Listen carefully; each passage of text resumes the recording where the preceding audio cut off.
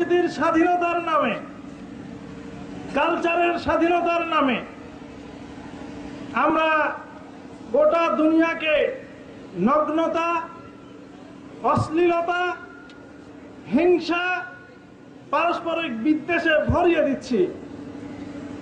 আমি আজকের এই সমাবেশে সেই পিকচারের কথা উল্লেখ না করে পারবো না, যা কদিন আগে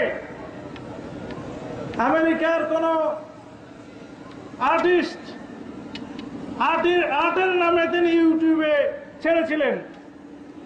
আমরা জানি ইনোসেন্স অফ মুসলিম নাম দিয়ে নবী করিম সাল্লাল্লাহু আলাইহি ওয়াসাল্লামের চরিত্রকে কলঙ্কিত করা হয়েছে, কলঙ্কিত করার চেষ্টা করা হয়েছে। আমরা লক্ষ্য করছি যে তোমার আর্টের নামে স্বাধীনতা আছে বলে তুমি অন্যের উপরে আঘাত করতে পারো, আর্টের স্বাধীনতার পরে তুমি অন্যকে আঘাত করছো, অন্যকে কলঙ্কিত করছো। তোমার পোশাক খোলার স্বাধীনতা আছে, তুমি নগ্ন হয়ে বাজারে নিজেকে বিকোচ্ছ, তুমি বলছো এটা আমার ব্যক্তি স্বাধীনতা, এটা আমার পার্সোনাল রাইট।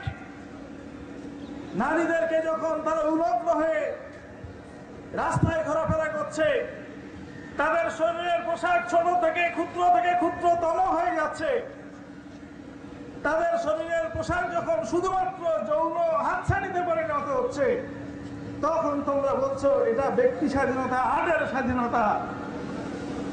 আর যখন কেউ তার শরীরে হিজাব করছে, তার মাথায় স্কার্ফ নিয়ে ঢাকছে, তোমরা তাদের বিরুদ্ধে আদালতে মামলা করছো, তোমরা তাদেরকে কলেজ ইউনিভার্সিটি থেকে বহিষ্কার করছো, তোমরা তাদেরকে পার্লামেন্টে ঢুকতে আটকে দিচ্ছ।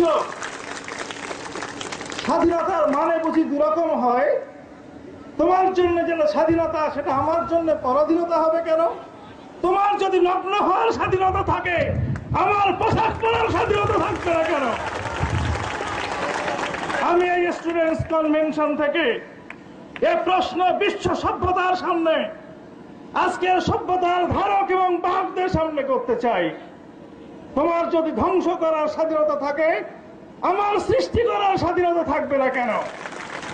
তোমার যদি বিনাশ করার স্বাধীনতা থাকে, আমার গড়ে তোলার স্বাধীনতা থাকবে না কেন? তোমার যদি হত্যা করার স্বাধীনতা থাকে, আমার বাঁচানোর স্বাধীনতা থাকবে না কেন? জিন্দাবাদ জিন্দাবাদ জিন্দাবাদ জিন্দাবাদ।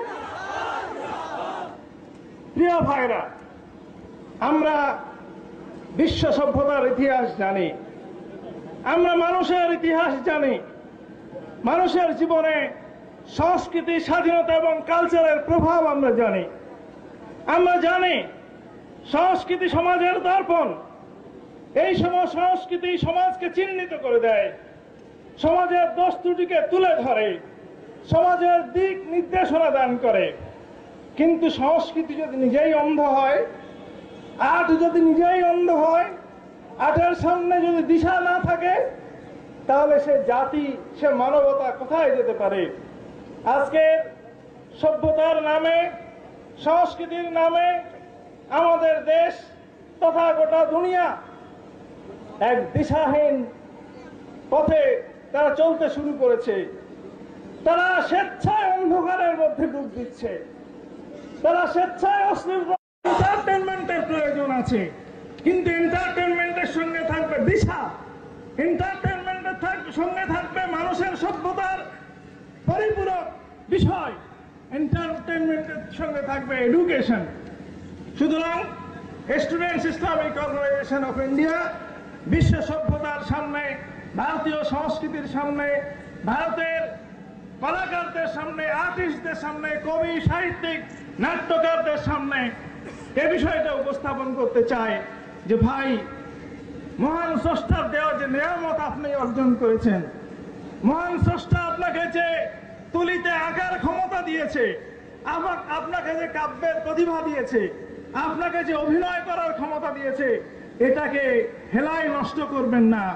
মানুষের কল্যাণে, মানুষের ভালাই এটাকে কাজে লাগান। সেই জন্য তারা এক নতুন স্লোগান নিয়ে এন্টারটেনমেন্ট নয়, এডুটেনমেন্ট, কালারিং ক্রিয়েটিভিটি